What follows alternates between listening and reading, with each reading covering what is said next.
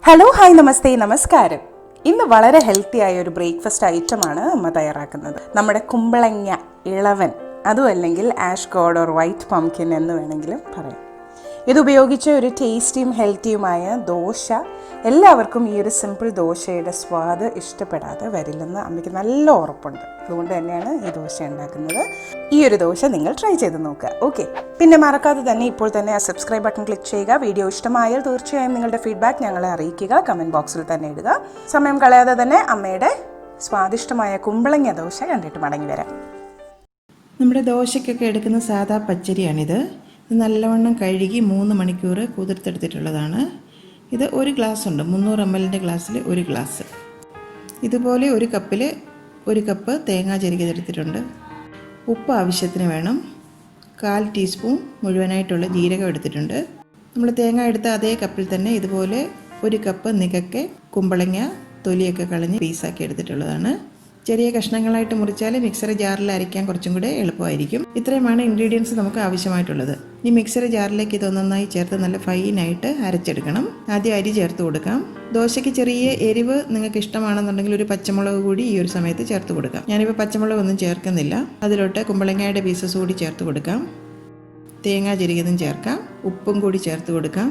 ജീരകവും ചേർത്ത് കൊടുക്കാം. എല്ലാം കൂടി വെള്ളം ഒഴിച്ച് നന്നായിട്ട് ഫൈനായിട്ട് അരച്ചെടുക്കണം. ഞാനിവിടെ ഇപ്പോൾ 1/2 ഗ്ലാസ് വെള്ളമാണ് ചേർത്ത് കൊടുക്കുന്നത്. കാരണം കുമ്പളങ്ങയിൽ നല്ല വെള്ളമുണ്ടല്ലോ.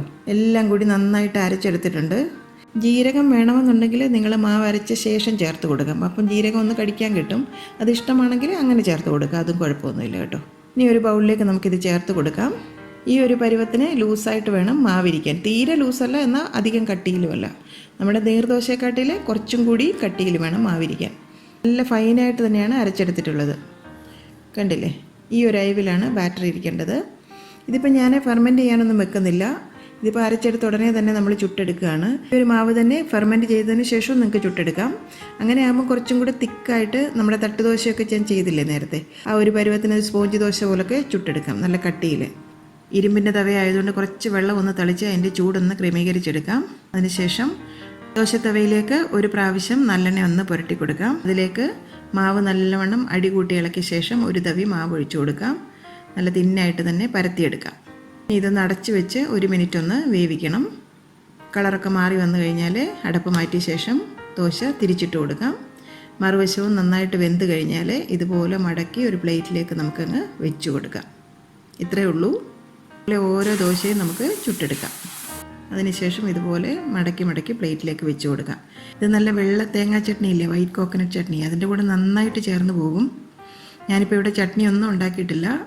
ഞാനിതിനായിട്ട് ഇപ്പോൾ ഉഴുന്നുപൊടിയാണ് എടുത്തിരിക്കുന്നത്. നമ്മുടെ ഇഡ്ഡലിപ്പൊടി നേരത്തെ ഇട്ടിരുന്നില്ലേ, ആ ഒരു റെസിപ്പി കാണാത്തവരൊന്ന് കണ്ടു നോക്കണം. വളരെ ടേസ്റ്റി ആയിട്ടുള്ളൊരു റെസിപ്പിയാണ്.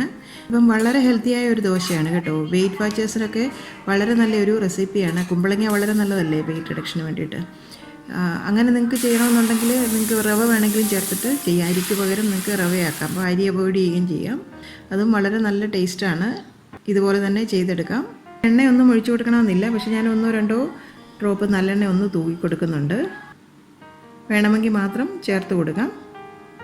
കുമ്പളങ്ങ ചേർത്തിരിക്കുന്നത് കൊണ്ട് തന്നെ ആ ദോശയ്ക്ക് നല്ലൊരു ടെക്സ്ചറാണ്, നല്ല സോഫ്റ്റായിട്ടൊരു ടെക്സ്ചറാണ്. കണ്ടില്ലേ. അപ്പോൾ സാധാരണ നമ്മൾ അരി ഉഴുന്നുമൊക്കെ ചേർത്ത് ദോശ ഉണ്ടാക്കുന്നതിൽ നിന്ന് വ്യത്യസ്തമല്ലേ ഇത്. സ്വാദിലും വ്യത്യാസമുണ്ട്. അപ്പോൾ ഇങ്ങനെയും ദോശ ഉണ്ടാക്കിയെടുക്കാം എന്ന് നിങ്ങളെ ഒന്ന് കാണിക്കാൻ വേണ്ടിയിട്ടാണ് ഞാൻ ഈ ഒരു റെസിപ്പി നിങ്ങൾക്ക് വേണ്ടി ഷെയർ ചെയ്യുന്നത്. അപ്പോൾ നിങ്ങളിങ്ങനെ ചെയ്ത് നോക്കാത്തവരുണ്ടെന്നുണ്ടെങ്കിൽ ഇതുപോലെ ദോശയൊന്ന് ട്രൈ ചെയ്ത് നോക്കണം.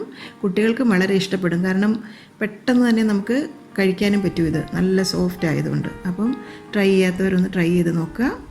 ഉണ്ടാക്കി നോക്കിയ ശേഷം നിങ്ങളുടെ അഭിപ്രായങ്ങൾ കമൻറ്റ് ബോക്സിൽ എഴുതാൻ നിങ്ങൾ മറക്കല്ലേ.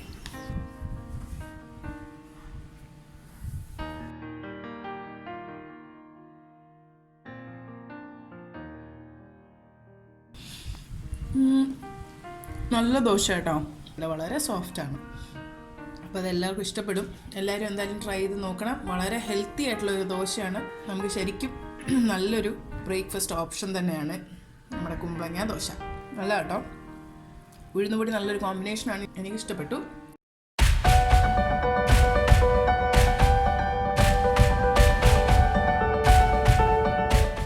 എൻ്റെ അമ്മയുടെ ഇന്നത്തെ ഈ റെസിപ്പി നിങ്ങൾക്ക് ഇഷ്ടമായെങ്കിൽ ഈ വീഡിയോ നിങ്ങൾ തീർച്ചയായും ലൈക്ക് ചെയ്ത് ഷെയർ ചെയ്ത് ഞങ്ങളെ സപ്പോർട്ട് ചെയ്യണം. ഒപ്പം തന്നെ കറി വിത്ത് അമ്മ സബ്സ്ക്രൈബ് ചെയ്യാനും ബെൽ ഐക്കൺ ക്ലിക്ക് ചെയ്യാനും മറക്കരുത്. പെട്ടെന്ന് തന്നെ ഞാനും അമ്മയും മറ്റൊരു റെസിപ്പിയുമായി എത്തും. അതുവരേക്കും നന്ദി. Good bye.